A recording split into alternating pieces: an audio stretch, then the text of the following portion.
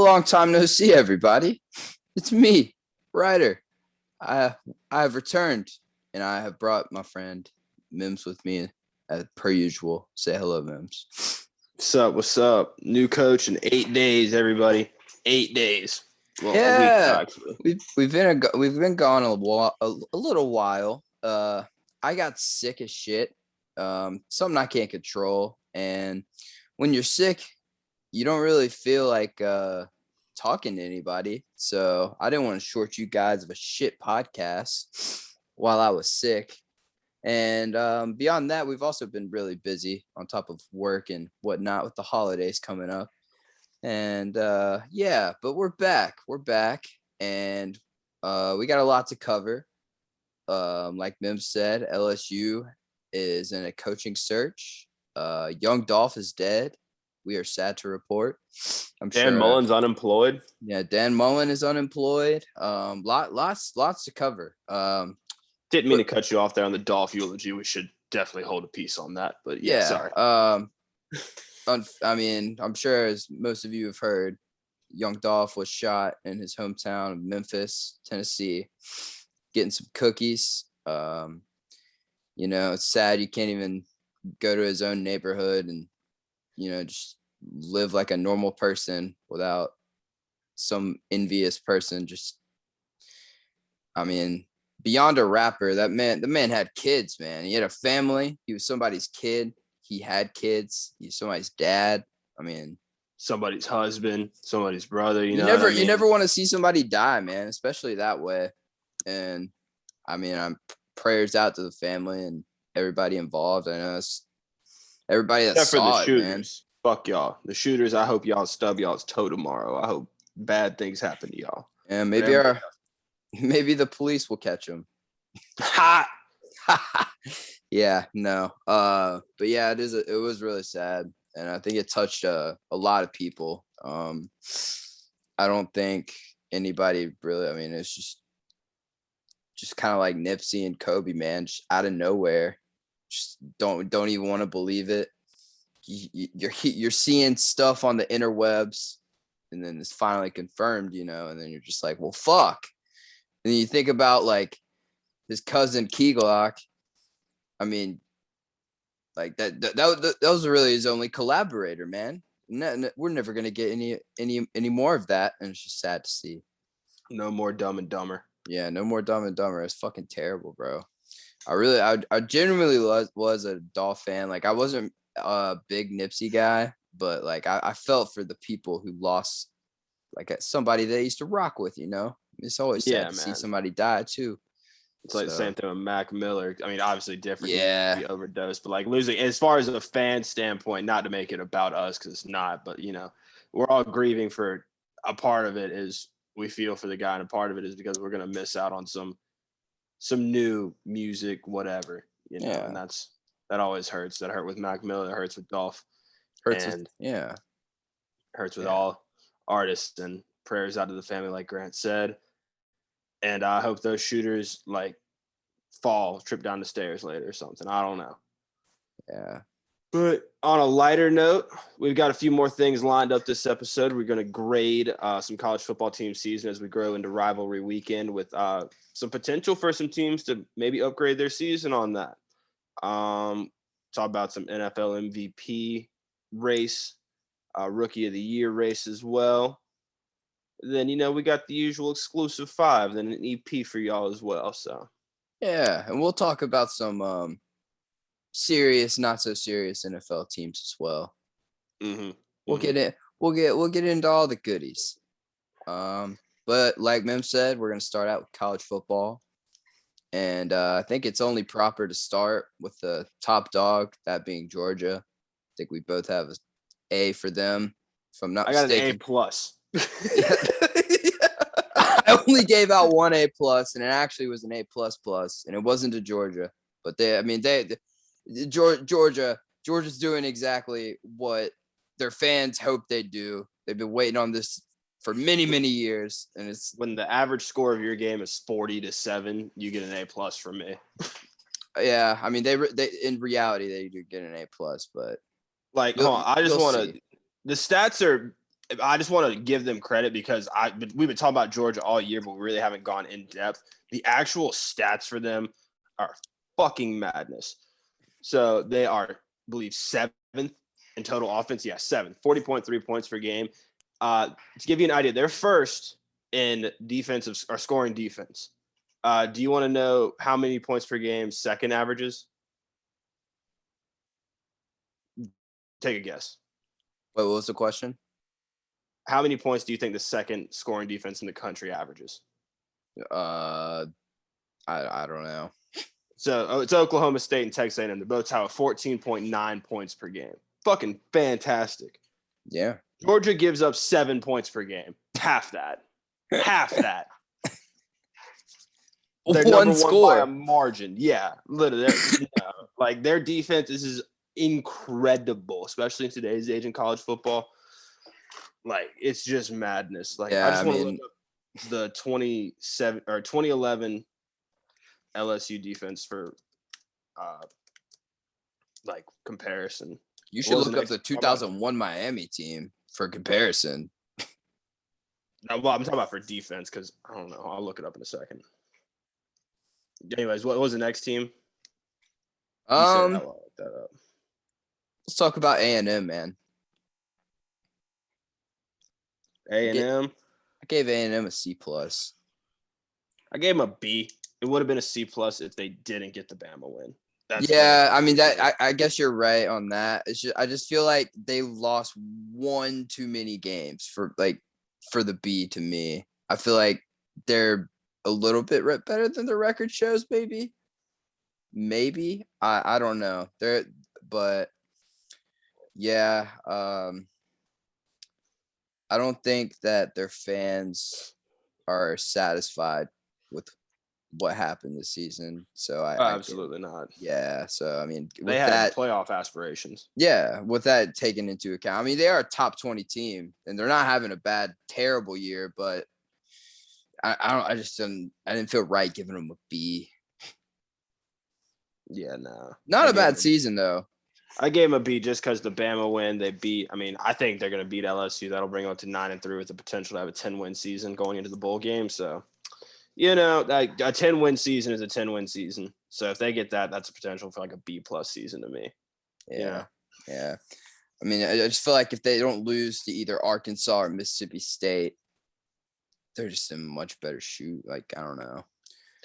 The Arkansas game, I could say. I would almost say I saw it coming, but I did tell you that week that they always play a close game, and Arkansas got that win. And you got to remember that also A&M, quarterback got hurt like week 1, or was it the preseason?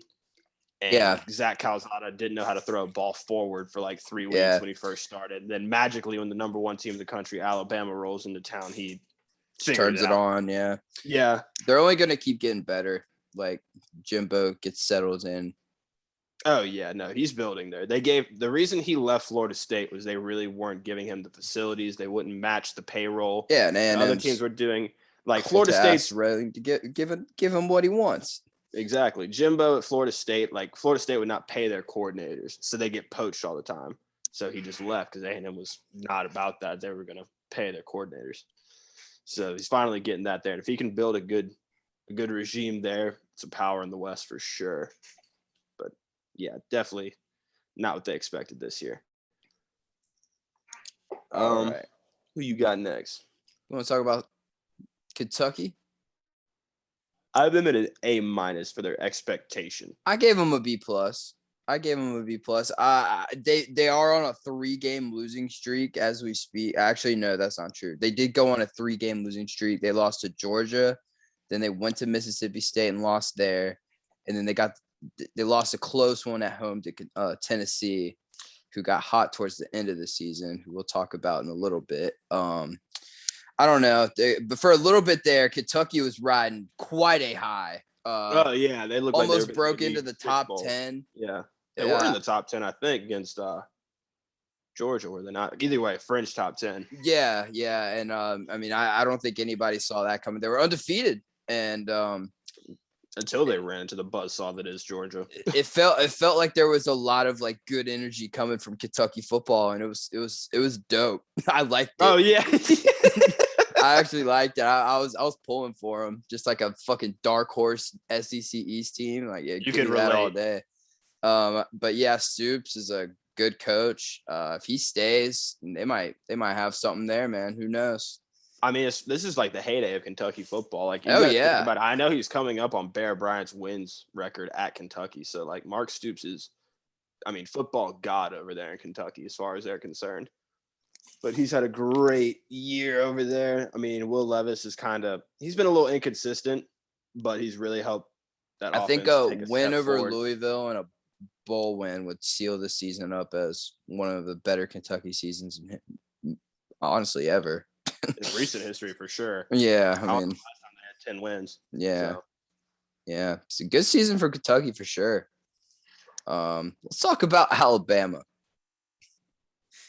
So, what'd you give them? I gave them a D. Give them a D. You were a little more ashamed. You were a little harsh than me. I gave them a B plus because they're still the number 2 team. Well, probably number 3 team with Ohio State ass whooping they put I on. gave them a D with the expectation that they get like embarrassed by Georgia. I don't expect that game to be close at all. Me either. And when they lose, do they still make it to the playoffs? Knowing the playoff committee, yeah, but should they? No. Okay, yeah, and then the loss of the A&M on their resume also was not very good looking. Road game. Beat LSU by 6 points. A depleted. Oh, yeah, no, like I don't know how you as an Alabama receiver, their top running back, they're starting or no, they're technically Miles Brennan didn't play. Their top 5 defensive backs. We're missing our starting safeties and our nickel and our 2 starting corners. Depleted as fuck. Yeah. I mean, I as an Alabama fan, I don't know how you look at this season and are satisfied at all.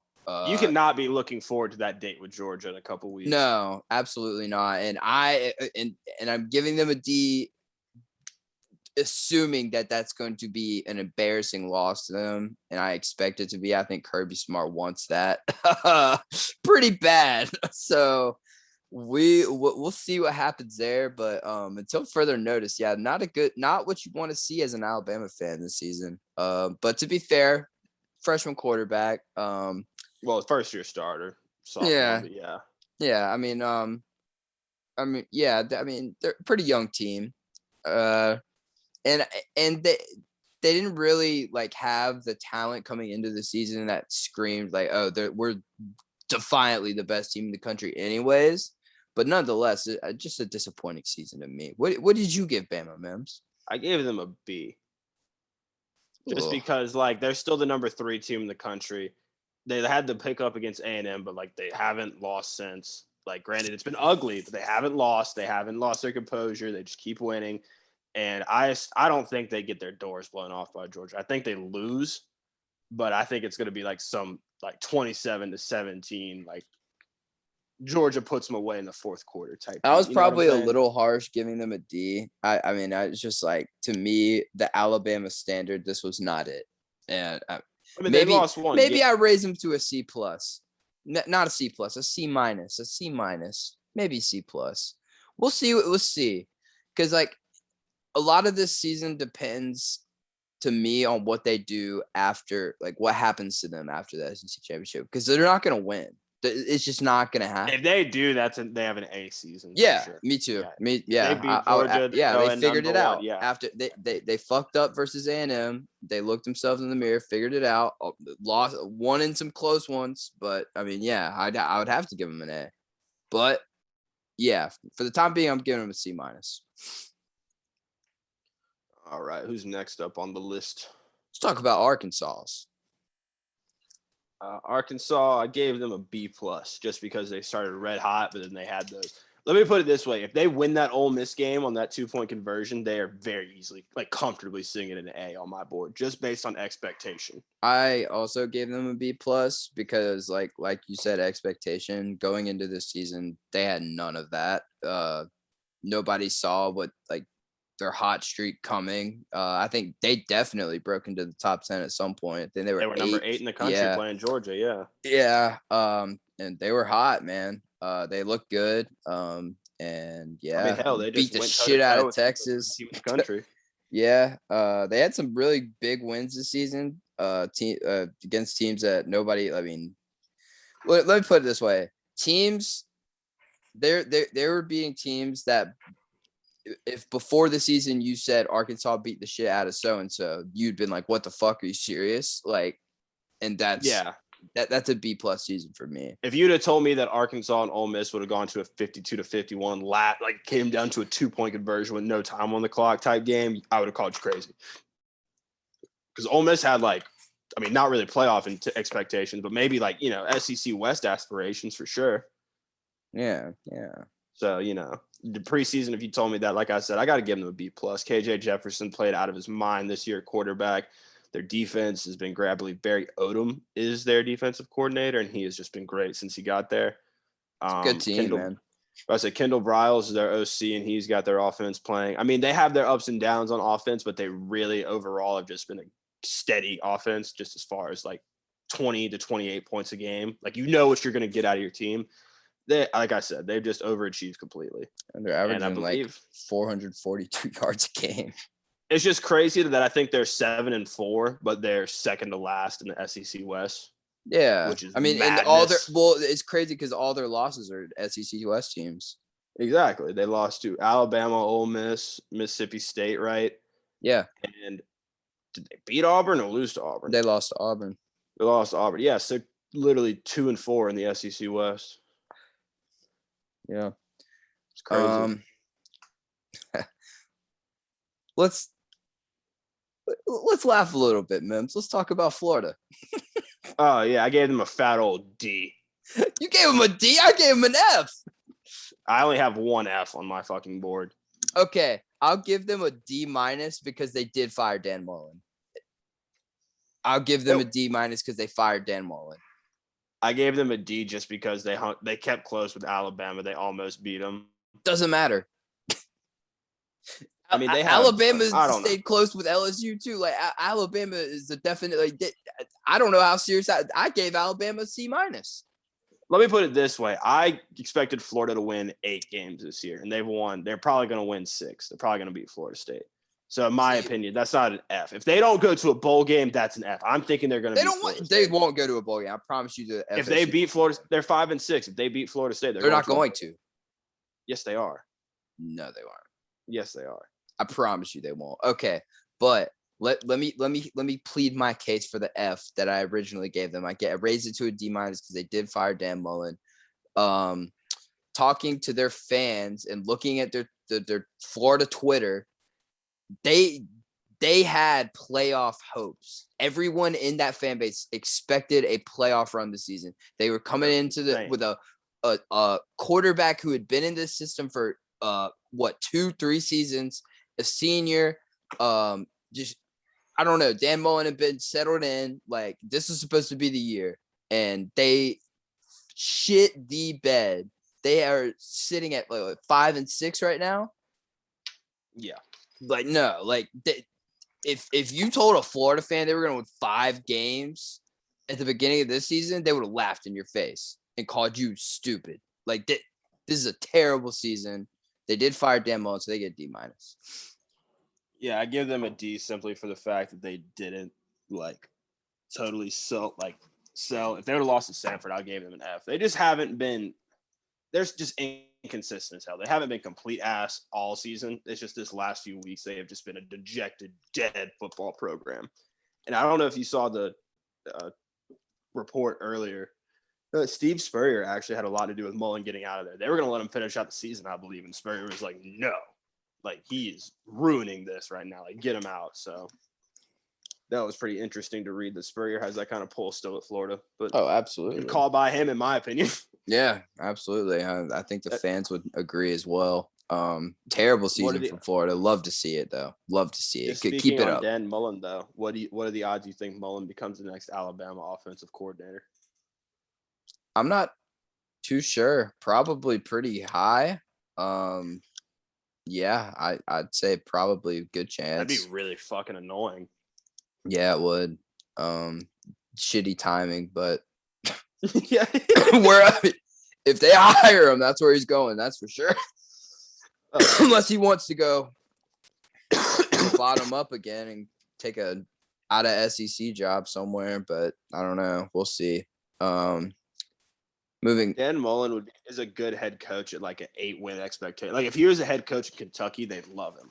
But it's the fact that or like Florida UCLA or somewhere. He would eat in the Pac-12. That's what I was saying. I think that's what he should do. Like go coach it. Like I don't know. Like he would not get the Southern Cal job, but I feel like Southern Cal would low-key like him. Just because he would score a lot of points, and I think he could win in the Pac-12 for sure. What about Penn State? Like how much time does James Franklin have to figure it out? I mean, I feel like he's been there for a little while now. I don't know. Like I know the fans really don't like him a whole lot, but like he's not bad enough to. I don't know. Yeah, it's a weird. I don't know. I guess next season's real. I mean, he's definitely on the hot seat. His seat's getting warmer. I don't know if I call it the hot seat, but he needs to beat Ohio State soon. I'll put it at that. You're not Jim Harbaugh, buddy. You don't got that kind of pull. You can't just continuously lose to your rival. I think he's better than Jim Harbaugh, but like, by far. No, that was a. I think they're just blue balled at this point. I think they're just fucking blue balled at this point. They're like, dude, you get so close and then you lose to Ohio State. He reminds me of Les Miles at LSU in the sense that he has a really good team. Then once he loses to Ohio State, he just shuts down. Like the team just has like a hangover afterwards. Yeah. Like LSU used to always, when Les Miles was coaching, sorry to make it about LSU, obviously, would just every time they lost to Alabama was guaranteed to lose to Arkansas the next week. Guaranteed, or whoever they played next week. All right. You want to talk about Auburn?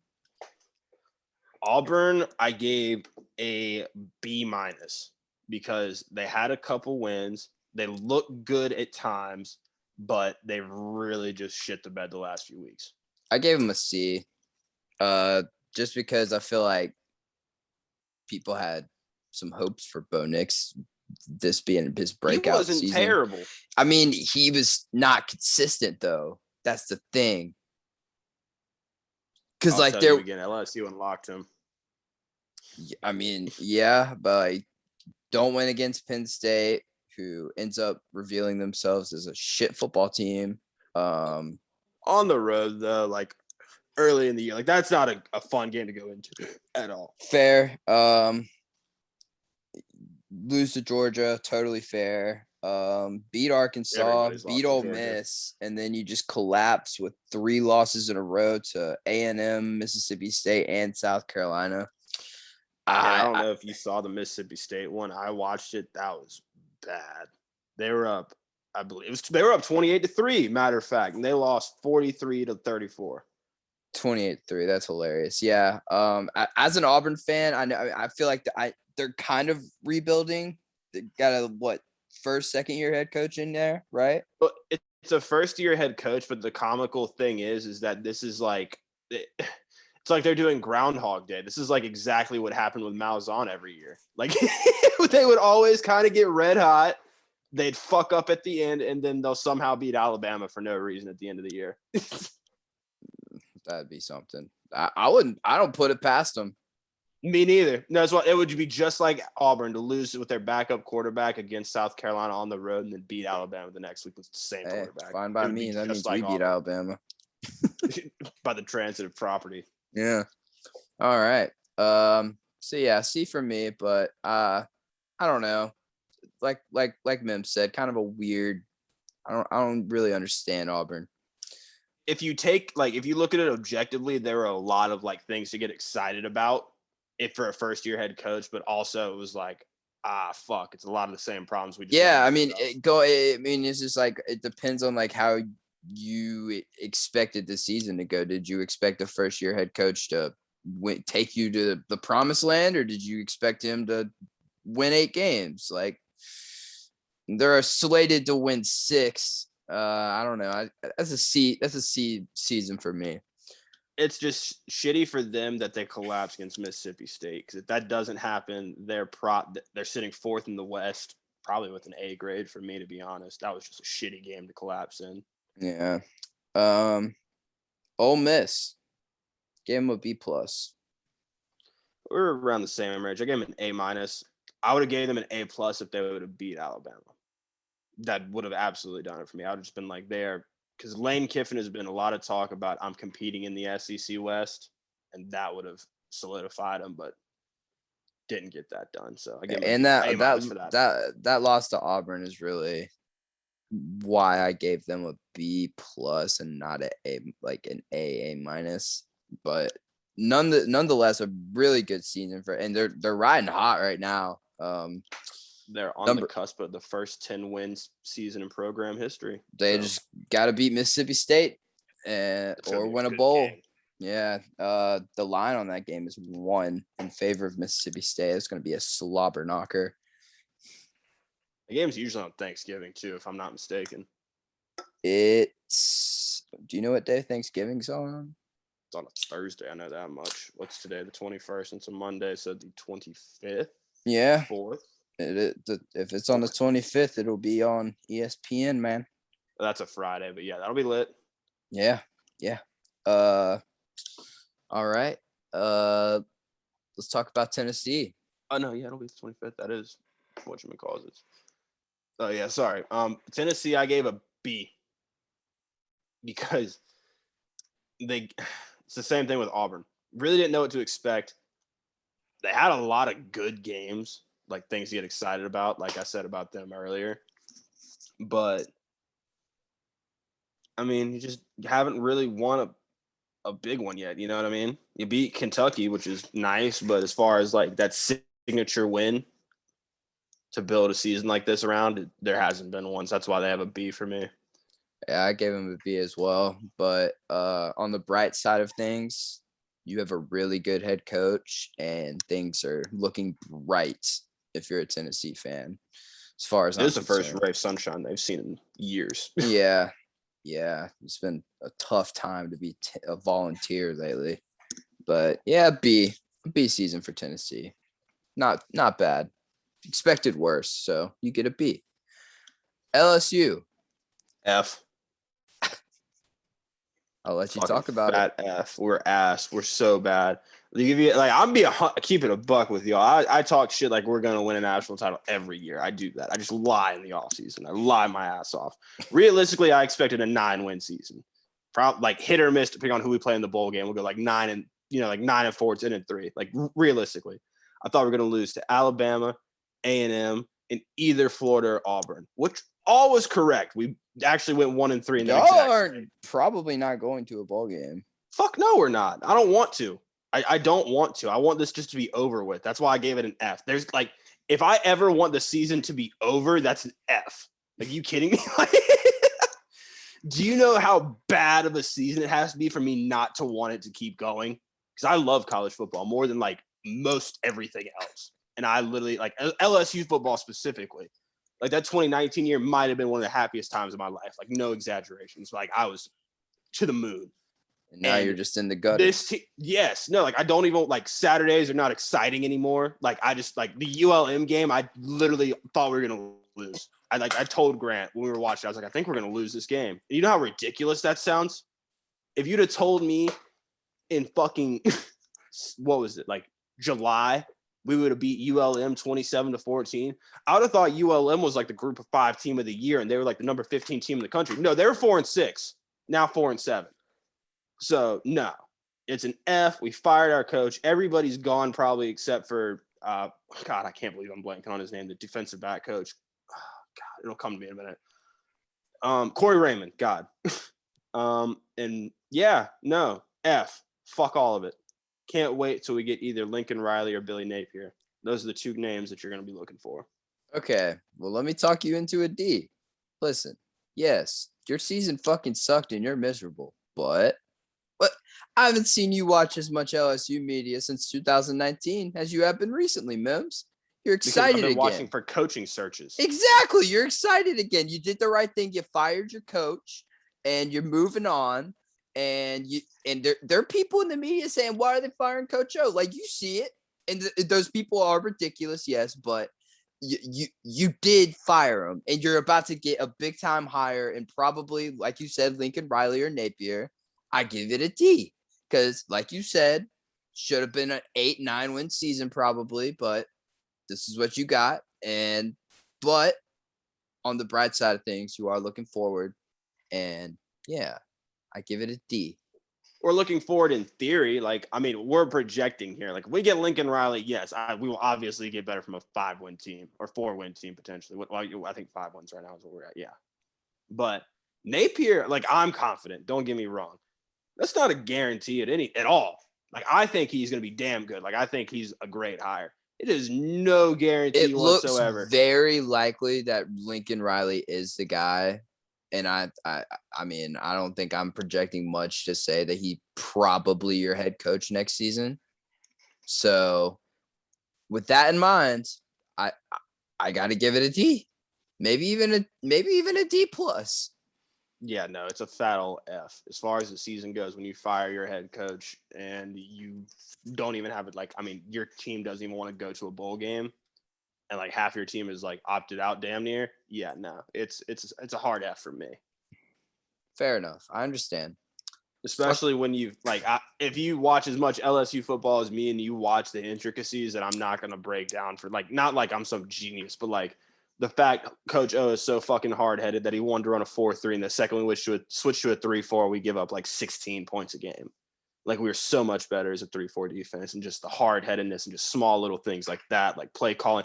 I don't want to get into it. I'll get worked up. But yeah, no. Yeah, let's move on. Let's move on. Yeah, I understand, and I'm sorry.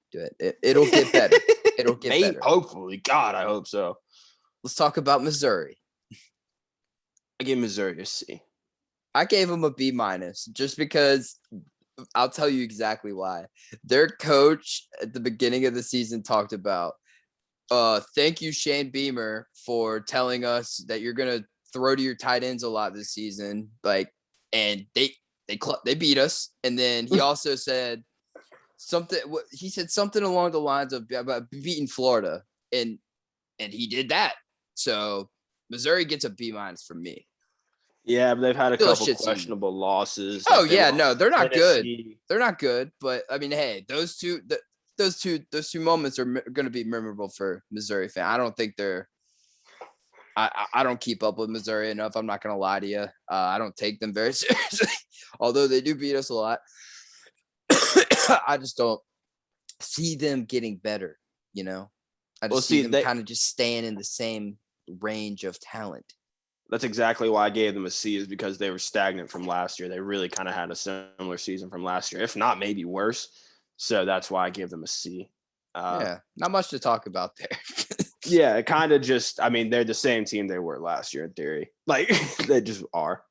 The other team we'll close out the East here. The other team I had queued up next was Vanderbilt. I gave them a D, would have been an F, but they won some games. So, yeah.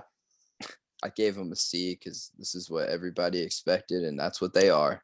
And they stay true to who they are, so they get a C from me.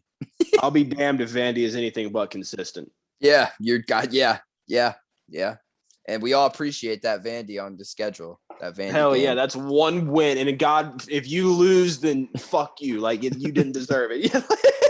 That just tells you all you need to know about your season. If you lose, then don't go on Twitter. And yeah. Let's talk about South Carolina, Mims. I gave him a B plus. I did too. I'm glad you're on the same page.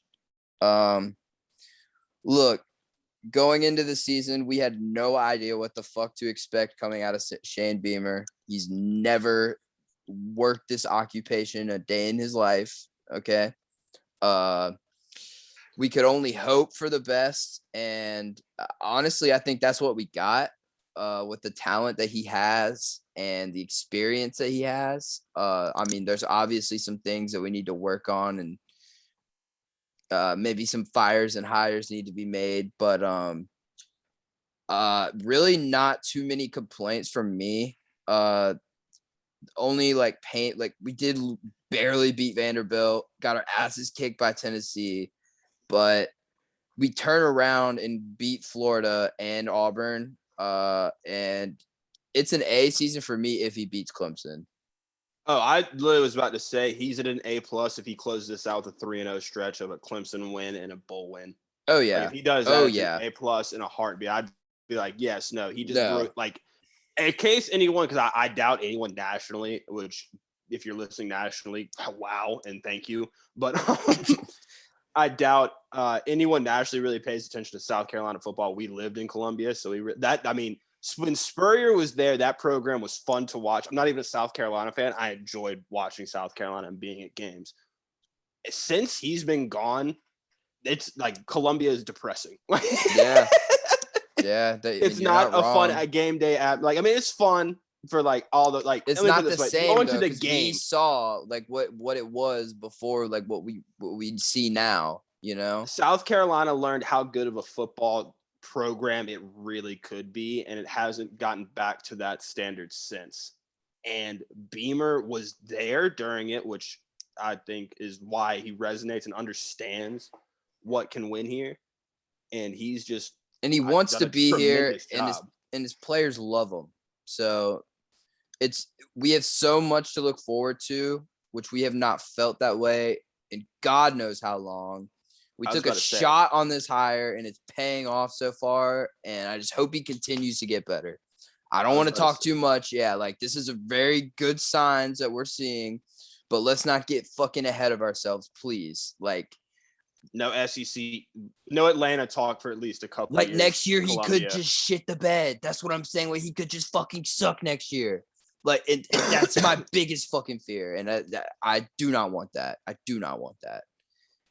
What I'm interested in, though, is, I mean, you can speak to it, not really interested in, but you can speak to this, is that, I mean, the feels in Columbia whenever game day is there is different compared to 2-3 years ago.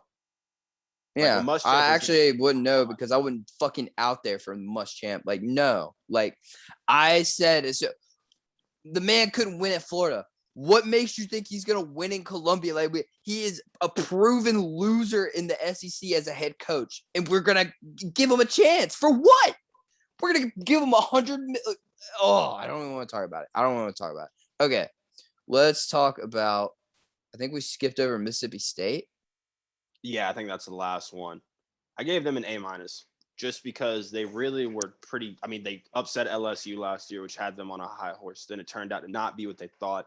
They really were just shit at the end of the year last year. And really they were a blown call away from Memphis right now from being, I think, third in the SEC West, if I'm not mistaken. So, I mean, they really kind of pulled it together here this season and really just, I believe, excuse me, I had to yawn. I believe Will Rogers is second in the country in passing yards. And Mike Leach is really building some over there. They're 7-4, 4-3 in the conference on a 2-game win streak, beating Auburn. They beat A&M. They're playing Ole Miss coming up this week. They beat Ole Miss and go 8-4. I mean, that's a hell of a season. Hell yeah. As far as Mississippi State's concerned. Yeah. I gave them a B. If they beat Ole Miss, it's an A for me. Maybe not an A, maybe an A-. This is just like a good season for Mississippi State, like by their standards, you know. I feel like Mississippi State's like kind of 6-6 is the average. I always really compare like to me they're like the South Carolina, but just a little bit better. They're like the West terms, you know. So that's funny because Mississippi State fans say the same thing about y'all. Well, it's true. I couldn't agree more. Yeah, I just think this is a good season for him. Yeah, not much else to say about it. Mike Leach is just hilarious. Yeah, I like Mike Leach. He is a funny guy. I think we should quickly go through a couple more teams because we have been talking about college football for a while now. I'll just a few top teams. Yeah, Ohio State B+, Oregon D, Cincinnati A++, Michigan State C, and Michigan B-. Michigan, I have it B. Michigan State, I have it A-. I have Cincy at A. Ohio State A+. Excuse me, not A+. I have them in A. I had to watch McCall's parenthesis next to it for something else. And what was the other team you said? Oregon. Oregon. Oregon, I gave a fucking C because that Utah loss is inexcusable. I gave him a D. Yeah, I mean, the playoffs are in the grasp of your hands. All you have to do is not fuck up, and you lose to Utah. No, that's a D. They do it every year, though. Utah, I saw you can't do it this year. They get a D from me. I saw a Reddit post literally last week before the game happened saying Utah fans wanted to lose because they want Oregon to finally make the playoffs so Utah can go to the Rose Bowl, but they keep beating Oregon in the fucking regular season. So they don't make the playoffs, and then Oregon goes to the Rose Bowl, and Utah has to go to the Sun Bowl, and they're sick and tired of it. It's funny. They're like, we just beat him in the regular season to go lose to him in the conference championship, and it's getting old. That is funny. All right. I think that wraps it up for the rankings of college football. And one last one. Texas F, horns down. Fuck y'all. We're back. Yeah. No, they're just the meme of college football. Yeah. Texas is funny to me. All right. Let's talk about some NFL teams. I feel like we're definitely at the point of the season where we can decipher where all these teams stand. So what I've done here is I have bracketed the teams in 4 categories. The top being serious teams, second being almost serious, third being mediocre, and for the last one I just put LMAO because they're just shit teams. And I divided it by NFC and AFC for obvious reasons. And I really didn't even do this on purpose, but I went down the list and it worked out perfectly. I have 4 serious AF and NFC teams, 5 almost serious in each, 4 mediocre, and 3 LMAOs apiece. That's wild. Yeah. So get into that. For my serious NFC teams, or excuse me, AFC teams, I have Baltimore, New England, Buffalo, and Kansas City. I'd say, yeah, I mean, that's valid.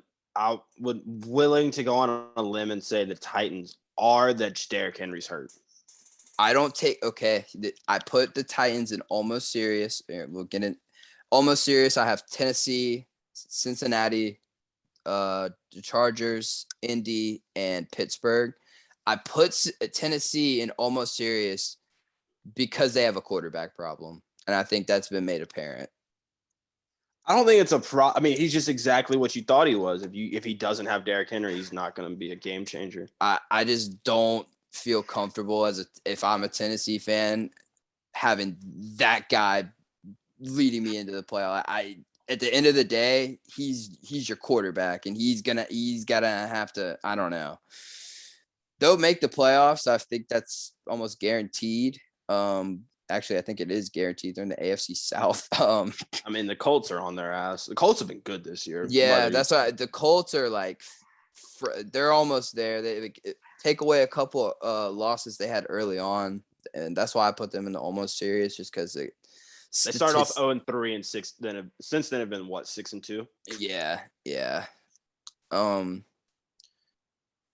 I put Pittsburgh in almost serious and not mediocre because I really think if you get rid of Big Ben and you put a Teddy Bridgewater, somebody back there, they're very much better positioned to actually make a playoff run.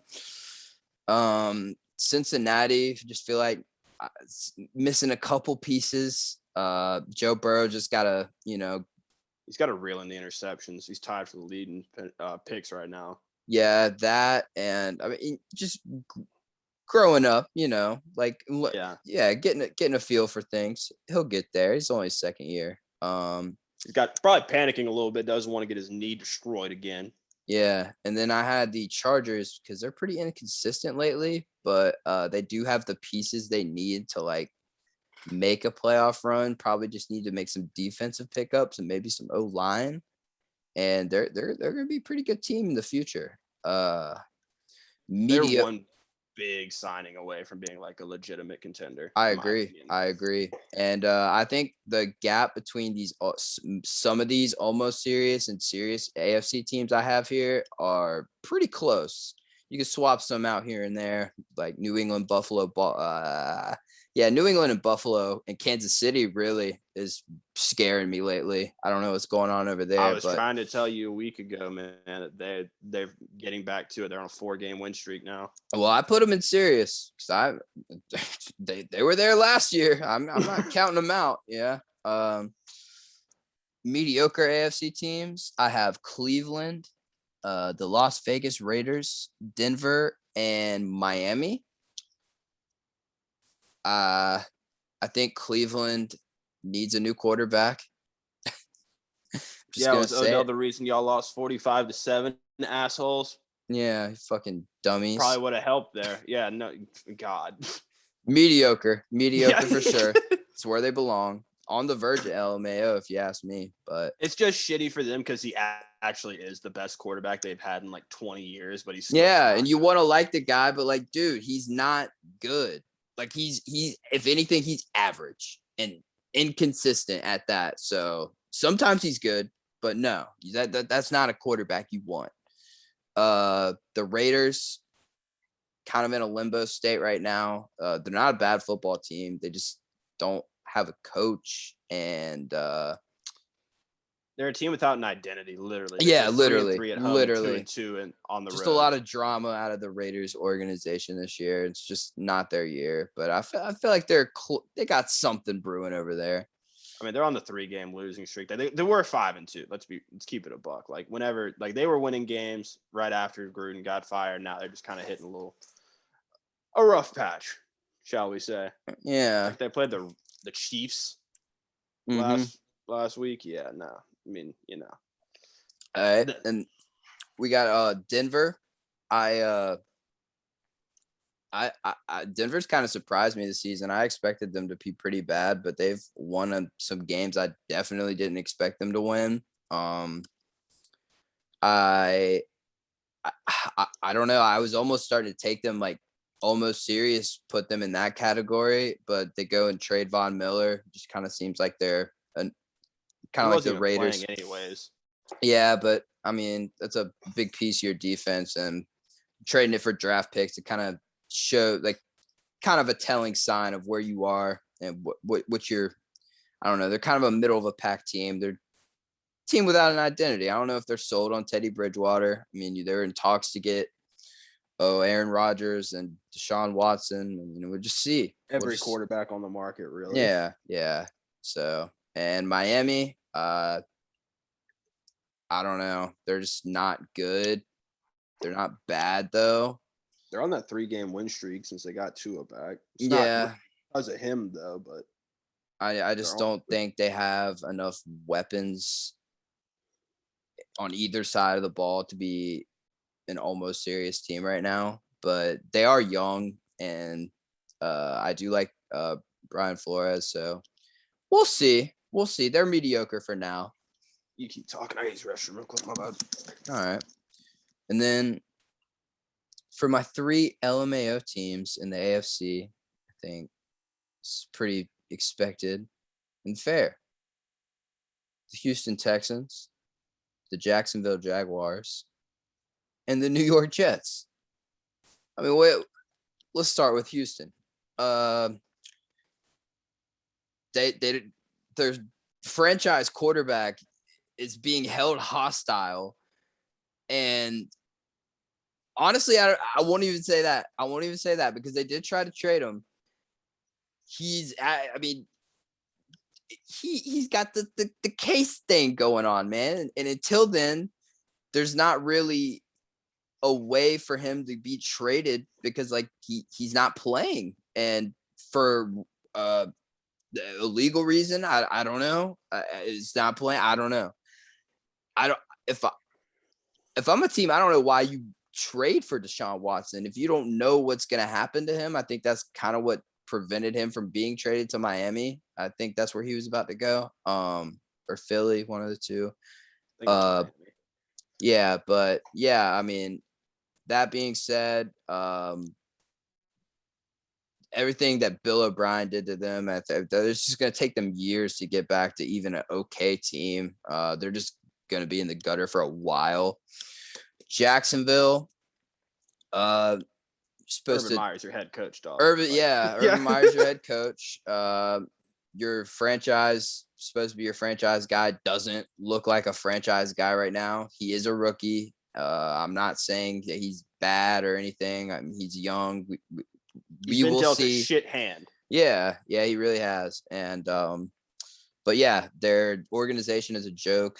It's almost like history tells none of their players want to be there. They don't treat their players good. They don't pay their players. So yeah, Jacksonville's definitely an LMAO team. And then the Jets. I mean, come on. You drafted Zach Wilson second. Like and it's funny because their backup has been playing so much better than him. And I love it. It's really not like he's playing great either way. He's just better than Zach Wilson. I mean, I think those are three valid LMAO teams. I think everybody the three funniest. Yeah, absolutely. Sure. And those are by far the three worst teams in the NFL, which is like incredible because the AFC is probably the better conference. There's such a gap. That's not true, but we'll get to this in a second. All right. Serious NFC teams. I think this is undebatable. I think me and Mims will both agree here. Mims hasn't heard this, but Arizona, Green Bay, Tampa Bay, and the Rams. Sound pretty fair. Those are the undisputed serious NFC teams. I'd say you could throw the Cowboys in there. I'm not throwing the Cowboys in there. Not throwing a Mike McCarthy head coach team into a serious. I'd say they're almost serious. They have to prove it to me, man. If I see a playoff win from them, maybe I throw them in serious. But they're not serious to me. They're not serious to me. They've lost a lot of close games, which sucks. They did just get railed by the Chiefs. Patrick Mahomes looks shite. They lost to the Broncos. Not the week before that, but the week before that. I don't know. The Bucs week 1, but that was a close game. So yeah, I don't know. I don't. They're not on the same tier as those other 4 teams I listed, and that's why they're on the same tier as the Cardinals. No. Definitely. I'd say the only team that's head and shoulders, like there are 2 teams I think are head and shoulders better than everybody else in the NFC, and that's the Bucs and the Rams. And I think outside of that, you could have the Cowboys, Packers, and Cardinals. And like the Cowboys have done nothing, have shown me nothing to prove to me that they're a serious team other than win some games, which is good and dandy. They have a good record. They're going to win their shit division, to be expected. Good for them. They coming off of last season, they haven't done shit in when's the last time they won a playoff game? Like they're not serious yet. You can't put them in a serious category. Not until further notice. I have them in almost serious, and I have them at the first team at almost serious, to be fair. And then I have Minnesota, New Orleans, San Francisco, and Carolina.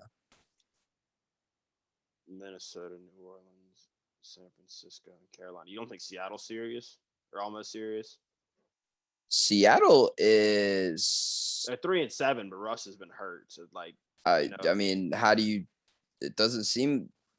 I mean, how do you put them in a series? They're like almost statistically eliminated from playoff contention. I mean, yes, duh. But like, I'm talking about like, are they trying to win? Yeah, and like they are definitely. They're in a division with the 49ers, the Rams, and the. Oh, they're not making the playoffs. Period. Like that. Yeah. I mean, no, I don't. No. I put them. No, they're definitely mediocre for me. That's valid. I get it. All right, and Carolina is like about. It's Carolina. Yeah, I mean Carolina / Philly right there. The fact Carolina pulled Darnold in the middle of the season shows me that they are trying to win, like right now. Like it's not about building. Like they're like, no, we can make a playoff run this year, and we're gonna try and do it. Yeah, and they fucked up with that loss to Washington, but it was a close one though. And I mean, to be fair, Cam hadn't really had enough time to learn that system yet. So look for them to be a more competitive team going into next week for sure. They have the Dolphins, which is definitely a winnable game. That'll be a good one. But yeah, and then my mediocre teams, I have Philly, Washington, Chicago, and Seattle. Philly, Washington, Chicago, and who? Seattle. Washington, Chicago, Seattle. Yeah, I mean, and then Philly interchangeable, like you said, with Carolina, and I think Washington's just quarterback away, dude. I mean, it's a lot of these teams, but they're really just got everything else but a quarterback. I mean, Chase Young being out sucks. It's not their fault, but have to take that into account as well. You not think Atlanta's mediocre? No. I think they've been fighting for that, but I think they're an LMAO for me. Just because Atlanta, I mean, dude, I'm a Patriots fan. I mean, that's valid, but like, I don't know. They're 4-6. Like, yeah, shouting distance of a wild card spot. Here's how it look. I mean, listen. Here's how I looked at it. It was either them or Seattle, and who's more laughable, Atlanta or Seattle? Absolutely, it's Atlanta. Okay, so my LMAO teams are the New Jersey Giants, the winless fucking Lions, and then the fucking Atlanta Falcons, So I'd say that's valid for me. Yeah, I think that's fair. I mean, like literally, if you look at the records, the only team you could alternate like Atlanta with is either Seattle, Washington, who I just don't think that they're that as bad as their record says, or Chicago. And Chicago's got a rookie quarterback, and their a head coaching change away from being taken a little bit more seriously here. That's valid. Yeah. So I think that's where the NFL stands right now. And I think I'm correct. I'll say it. I think I'm right. Yeah. All right. Let's talk MVP. About some NFL award predictions, huh? Yeah, I got a top 5 for both of what we're doing. You want to just start from 5 and go back and forth? I do not have 5. So what I did, I have an MVP, a rookie of the year, a defensive rookie of the year, so offense, defense, rookie of the year. I have a comeback player, defensive player of the year, offensive player of the year, coach of the year. Well, all I got is MVP and rookie of the year, but I can do some shit on the fly. But yeah. I'll let you deep dive into MVP talks. Let's hear the Mims MVP top 5, huh? All right, so for I'm starting at 5 here for 5, and this is a little bit more of just kind of a shout out because I think he should get some recognition. It's Jonathan Taylor. So, wow, only at 5, bro. It's a quarterback award. You know what I'm saying? Fair.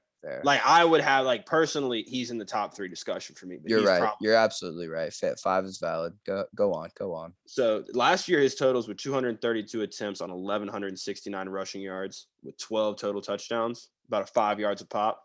This year, and he only started 13 games, and in 11 games so far this year, he's got 193 attempts. So on 40 less carries, he's got 1,122 yards, averaging 5.8 a pop and 15 total touchdowns. So he's upped his touchdown totals already. He's definitely going to surpass yards and on 40 less carries. And he's really just the heartbeat of that offense. We just watched him score 5 touchdowns last week. Like, the dude's a menace. He is a menace and a half. So 4, I got Josh Allen. I didn't have his stats written down just because I really didn't care much. Josh Allen's kind of speaking for himself. I would have him higher if they were winning more football games. They had a control of the East, but since they bad this week. Exactly. He looked bad. Exactly. He's just been inconsistent. And the week before that. Yeah, we're just not seeing the best. Touchdown against the Jaguars, man. Exactly. Just not the best Josh Allen we've been seeing. 3, I got Matthew Stafford. He has been playing pretty solid, I would say, this year. Don't you think, Grant? Don't you think that change of scenery has helped him out? Oh, yeah, for sure. No, it just makes you wonder what he would have done if he got there earlier or went somewhere else earlier, just really shows the terribleness of Detroit. He's an LMAO team. I got him. He's got 106.1 quarterback rating right now, 3,014 passing yards, about a 67% completion percentage on 24 touchdowns to 8 interceptions. I mean, pretty damn good numbers. 7-3 team. Like I said, I think them and the Bucs are far and away the favorites to win the NFC. Yeah. Number 2, and most people probably wouldn't have him number 2. I do, just because of what he's doing with the team. I got Lamar. Valid. I like that. Go off, King. So he's got 2,447 passing yards, which isn't elite, but it's good. He's got 14. Look at what he has, man. That's what I'm saying. 14 touchdowns to 8 interceptions. Like Hollywood Brown's having a career year, dropping. Put Lamar Jackson on the Bills or the Patriots, and I swear to God, we're winning a Super Bowl. One of those teams, literally.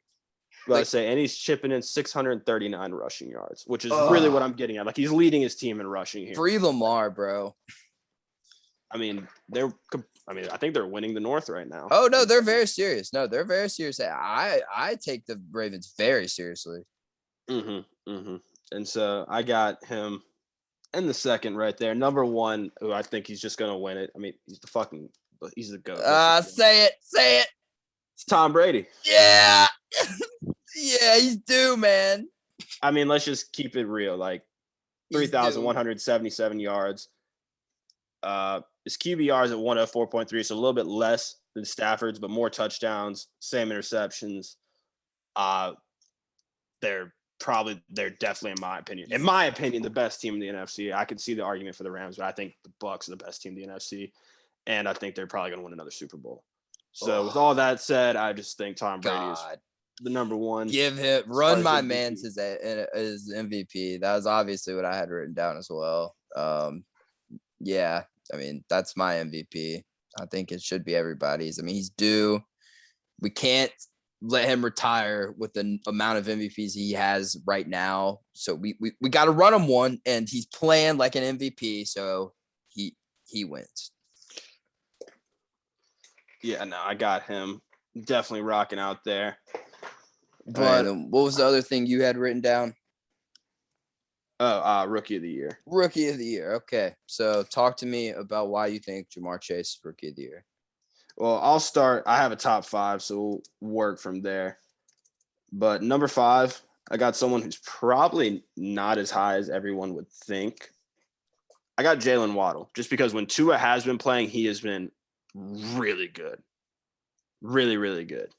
Like last week, 8 catches, 65 yards. Week before that, 4 catches, 61 yards, 8 for 83. And then when Tua was in at the beginning of the year, 12 catches, 58 yards, touchdown, 6 catches, 48. Like, I mean, he's just been really good as a rookie, been consistent. Definitely their number 1 target, 68 catches for 622 yards, only 3 touchdowns.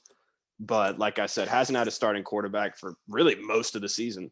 So to me, he's kind of going through the same thing that T. Higgins went through last year, in the sense that he had a good year and his numbers are going to look solid. But you got to remember, he just didn't have a starting quarterback. Also has a touchdown on the ground. So got to throw that in there. Number 4, I got the freak Kyle Pitts. Just started off slow, but it has really come along here at the end of the year, proving that he's probably going to be target number 1 in Atlanta for the foreseeable future. I think he's a better number 1 target than Calvin Ridley, just because. Not Hayden Hurst, but all right. He's no Hayden Hurst. Oh, yeah, okay. But Kyle Pitts is firmly one of the best rookies in this class, a star-studded rookie class, in my opinion. As far as skill positions go, at least. Number 3, I got Naji Harris. So in 10 games, he's got 188 attempts. Boy, 685 rushing yards. He's only got a 3.6 rush average, but that offensive line is just bad. He's got 7 total touchdowns. And to give you an idea, I said 685 rushing yards. He's got 1,000 total yards, over 1,000 total yards. He's doing a lot of damage, catching the ball out of the backfield. Kind of, I mean, if you watch Steelers games, you can see games where he's had double-digit catch totals. just really been an all-around player and a great weapon for them. Still think they would have benefited more from getting an O-line pick, just because they don't have a great O-line, and 3.6 rush yards average for Naji speaks to that, because he is a good running back. So if they get him a good O-line, he could potentially break out like Jonathan Taylor did this year. Number 2, I got Mac Jones. 11 games, 2,540 passing yards, averaging 7 yards a pop. And he's got 14 touchdowns, 8 interceptions, which I honestly like, and I'll keep it honest with you, I would have him over Jamar if he had 20 touchdowns right now, which is a lot to ask of a rookie, but 14-8, which I know is the same Lamar has, but Lamar also gives you 640 yards in the ground. Just, it's hard to give as a rookie.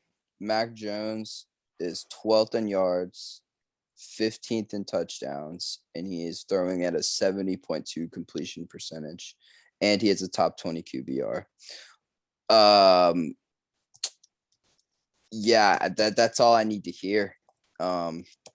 He's my rookie of the year. I mean, I think we all know that it's biased and to be fair, me and Mims both have cases. Like, they're literally like, these are our 2 options. Those are literally the top 2 options. Yeah, like, they're interchangeable. Yeah. And obviously, I mean, it's very apparent, like, who's going to, like, me saying Mac Jones and Mims saying Jamar Chase makes so much sense. And we both have our reasons, and neither one of us are really wrong. But exactly, like, if either one wins, like, you can't be Max. They both, in reality, they both deserve that honor. At this point, like, literally, yeah, I couldn't agree more. But if you want to talk about what the fuck Jamar Chase has got going on, you go right ahead. So in 10 games, he's got 47 catches, which, I mean, really isn't a lot. He didn't get as many targets at the beginning of the year, but when he does get the targets, when you take into account what the catches are going for, like, yeah, he's got 47 catches, but those catches average 18 yards a pop, so which is madness. He's on the cusp. He's 867 yards, so in 10 games, he's got 7 games left. He's almost at 1,000 already. Probably going to hit close to 1,200, maybe 1,100. I might be giving him a little too much credit there. And 8 touchdowns. So as a rookie, he's on pace to have about 70 catches, maybe 75, 1,100 yards and 10 touchdowns at minimum. And that's madness. That's stuff we haven't seen. I mean, Justin Jefferson did it last year, but Justin Jefferson was doing shit we hadn't seen since Randy Moss. So that's kind of what I'm getting at here as far as rookies. So Jamar Chase is – it's just hilarious at the beginning of the year. People were talking about how he might have problems catching the ball. Yeah, I was one of those people. I was too, because it was true in the preseason, but I shouldn't have doubted my boy, and I did, and I regret that because he is a beast. Yeah, no, he's very good player. Teams are keying in on him the last few weeks. I think it was in their last 2 or 3 games. I saw Joe has 1 touchdown and 3 interceptions when targeting Jamar. But, you know, when you're the number 1 receiver, they're gonna double you, and he's still able to do what he can do. Yeah, those are your exclusive podcast rookie of the years right there. Co-rookie of the years. Yeah, unless something drastic happens, like Naji Harris just somehow finishes the year with 20 touchdowns. No. Okay. So I want to accept it. Yeah, I like your list though. I mean, obviously, I'd change one thing, but hey, agree to disagree, right? I didn't really have any defensive love in there, but that's because I really haven't seen that many defensive rookies this year. The only Micah Parsons, top 10 in sacks, 8 sacks already. He's top 25 in solo tackles at 48. He's definitely defense player, rookie of the year. His odds are like minus 400. Top 10 in sacks as a rookie. That's all you need to do. Got that forced fumble last week. Oh yeah, no, he's been eating. He's a problem. He plays like a grown man. He's like 21. In the scary thing is that he started off playing this year at middle linebacker, and like middle of the year, they were like, "What if we just moved you to edge?" And he was like, "I can do that." Yeah, if not better at that than he was middle linebacker. Yeah, no, he's a problem. He's a problem. Offensive play of the year. It's between Debo and fucking Cooper Kupp. I'm giving it to Debo because 1, he's on a shittier team. 2, he's more of a run threat. He has 19 rush attempts on 137 yards and 3 touchdowns. On those attempts, though, he's averaging 7.2 yards a carry. Like, that's insane as a running back. And not to mention, he's second in the league, only behind Cooper Kupp in yards, 994, 5 touchdowns. He's averaging 18 yards reception, and he has 55 receptions. I mean, the dude's playing his ass off. They work his ass off. He's an absolute dog. He's a workhorse. And he's playing like Offensive Player of the Year. I think I would have, sorry, I didn't mean to cut you off, but Jonathan Taylor would probably be my Offensive Player of the Year. And he's up there too. I mean, and a lot of that, I mean, 5 touchdowns. He just made a case for himself. But I mean, I think Cooper Kupp probably will win Offensive Player of the Year. He's having an insane season. Matt Stafford and him became best friends. But yeah, no, I don't know. I just the fact that Debo is averaging 7.2 on the ground as well is just that's just crazy to me. 3 touchdowns means 8 total touchdowns on the season. Pretty good fucking season so far. Defensive Player of the Year, Myles Garrett has 13 sacks, and that's all I need to say. Just terrifying. Yeah, so him. Comeback Player of the Year. There's only one correct answer, and it's Dak Prescott. Yeah. Yeah, just like his injury, his brother, like honestly, he's been through a lot. He deserves it. He absolutely deserves it. Dak Prescott, Comeback Player of the Year, and they're winning games. So fuck yeah, Dak Prescott. And then Coach of the Year, Bill Belichick. You're hilarious. I would have a tie between either Cliff Kingsbury or Mike Vrabel. Yeah, that would be my top 3 as well. Bill Belichick's my Coach of the Year. Well, but like, yeah, I'd say it's between Vrabel or Kingsbury, just because Vrabel's doing the odds are listed as Cliff is first, then Bill, then Vrabel. That's crazy. I wouldn't think Bill would be that high up. Look at the turnaround we had, dude. I mean, I'm not saying it's not like deserving, but I'm just, you know what I mean? Like, writers are weird about giving out awards to people that have already won it. Fair. Especially in the fucking NBA, which is what I'm used to with this shit. Yeah. All right. You want to jump into an exclusive 5 of the week, Mims? An exclusive 5 of the week, you say? Oh, yeah. We got an exclusive 5 of the week. And this week it is superheroes. My, oh my. Before people get angry with us, we're going to read the definition on Google of a superhero.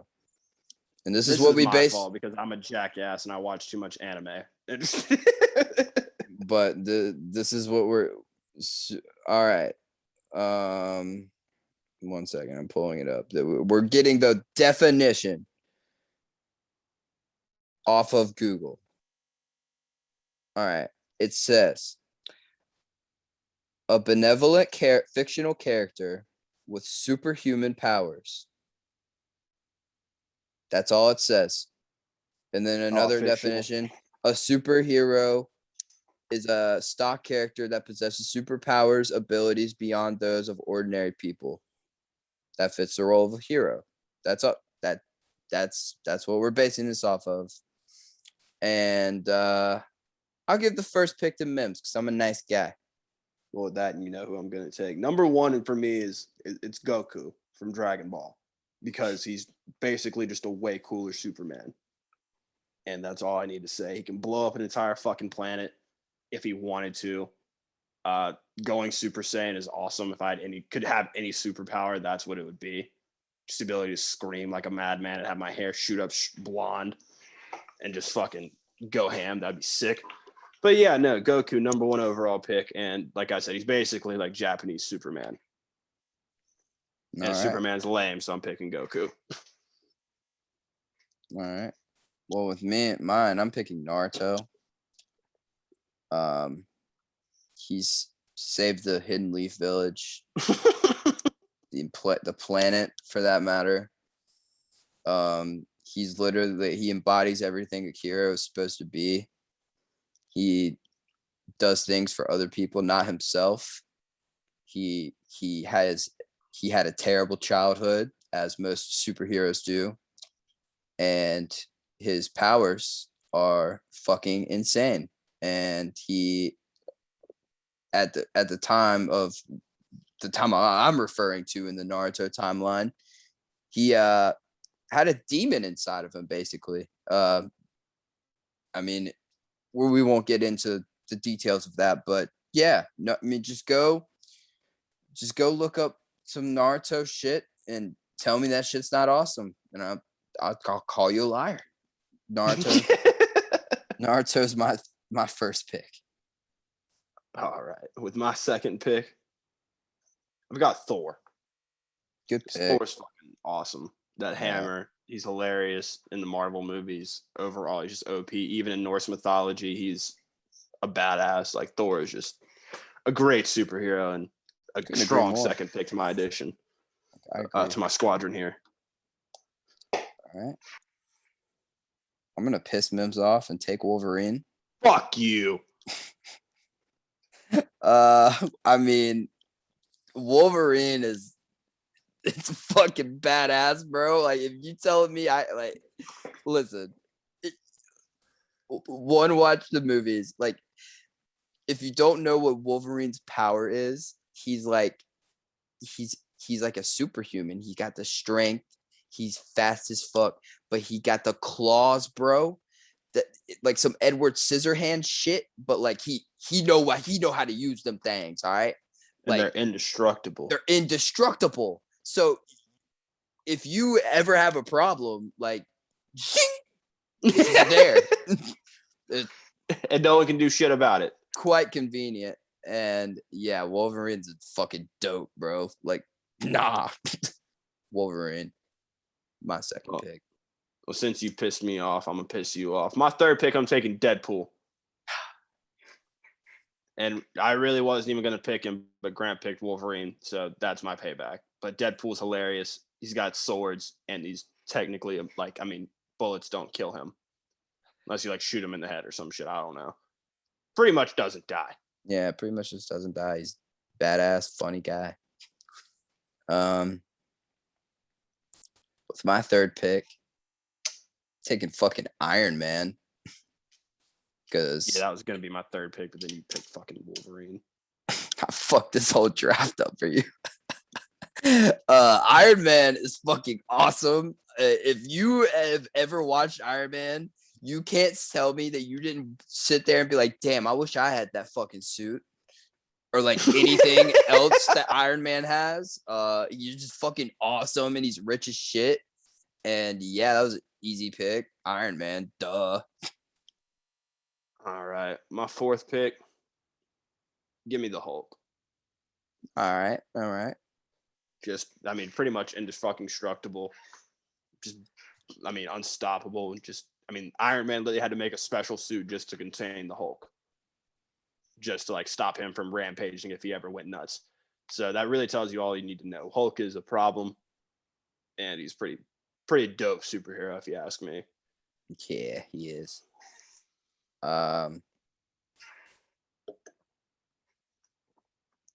With my fourth pick, I am going to take Spider-Man. Spider-Man, I don't know, that's kind of like I don't know if that's a personal thing for me or if other people can relate, but I definitely as a child always wanted to be able to shoot fucking webs and fly at my convenience. Oh no, that's everybody. Yeah, like and I would always sit there and try, man.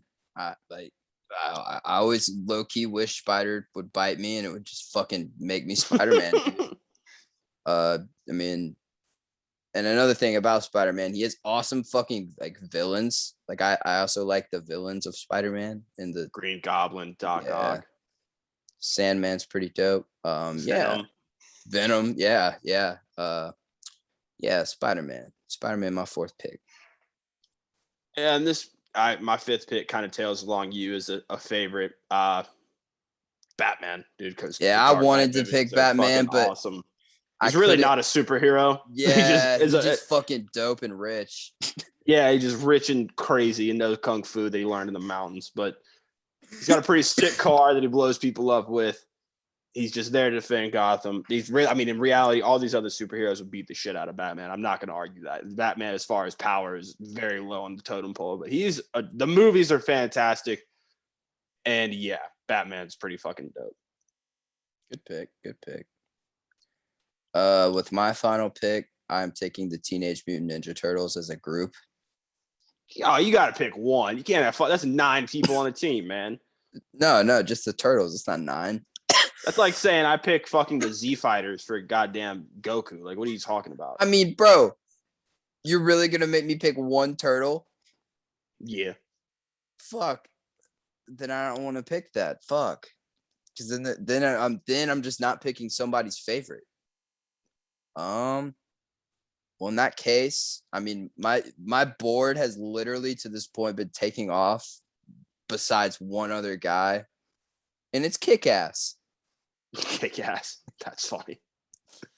I don't know if y'all have ever seen the Kick-Ass movies, but they're fucking funny and I like them. Kind of a nostalgia thing for me. I watched them at a very young age, probably too young, debatably. But yeah, Kick-Ass is like not a superhero. He's a normal person and he just like inserts himself into problems that aren't his. And he's just, I mean, dude, I recommend you all go watch Kick-Ass. It's just a good movie. And he's like literally, if I decided to wake up and be a superhero, that I would be Kick-Ass. So I choose Kick-Ass. I just think it's funny you pick Kick-Ass over people like The Flash or like Black Panther or anything like that. Well, I mean, what am I? Nah. Kick-Ass. I almost took fucking IP Man because he is a superhero to me. But my only honorable mentions were The Flash and Black Panther, and also Joe Burrow. All right. I think that was a pretty good. All right. So Mims took Goku, Thor, Deadpool, Hulk, and Batman. I took Naruto, Wolverine, Iron Man, Spider-Man, and Kick-Ass. Solid fucking draft. Oh yeah, absolutely. All right. Absolutely. All right. And we both limited ourselves to one anime character apiece. I'm glad we did that because I was close to throwing one Saitama in there too, but I was like, that's just OP. Or One Punch Man. The fuck? Yeah. As OP as shit. Yeah, we won't get into this. Okay. Let's drop this EP, this fucking nice EP we have for the people, and send them on our way. So I feel like we've been talking for quite a while now. Maybe you like it, maybe you don't. A little more Mims and Grant in your ears. That's it, man. Wicca. We've been gone for a while. Yeah. But we got 2 songs apiece for you. How do you want to drop them off on them? Do you want to do 2 at a time, or you want to one, or what are we thinking here? Let's go 2 at a time. You go first. All right. My first song, obviously a Young Dolph song. Bit of a newer song. I don't know if many of you, I'm sure everybody's gone back and paid homage and spun some Dolph, but his label, Paper Route Empire, dropped a album called Paper Route Illuminati, and there's a song that really resonates with me on there. It's called Trust Nobody, and the title speaks for itself. It's a fucking bop, bro. Like that shit will have you dancing. Like it's not just like, I mean, it's just some Dolph shit. Dolph was always that dude speaking real shit, not rapping about what you wanted to hear, but what you needed to hear. You know? And Trust Nobody is a fucking bop, and I recommend all of you go listen to.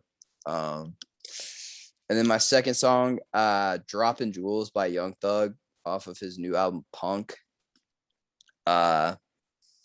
Listen, I don't know if any of you, I don't know how to word this appropriately. indulge in the ganjas, but if you do, I would be a fool to not recommend you go do that and then give that song a listen. It's so wavy and it's not important. But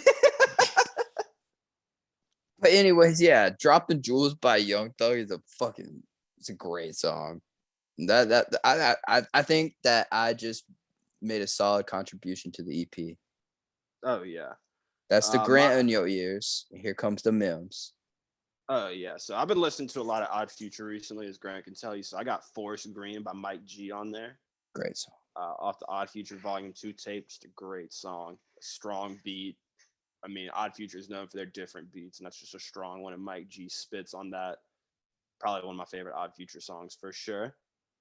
And then after that, I got For Real by G Herbo and Southside, because that shit just goes stupid. And I've been bumping that a lot in my car. It came on my shuffle recently, and for the first time in a couple weeks, months maybe. And I've been bumping it pretty hard. So, and then honorable mention, just shout out, RIP Dolph. I got 100 shots on there because that was just an anthem for me for a long time. Anthem for everybody. Yeah. How the fuck you miss a whole 100 shots? And I did want to say, Mims threw an Odd Future song in there. The group doesn't exist anymore, but it's never too late to get into Odd Future, man. Their music is really fucking good. I feel like they have a reputation amongst the internet of just being like these goofy bastards who just fucked around all the time, but they actually made like really good music.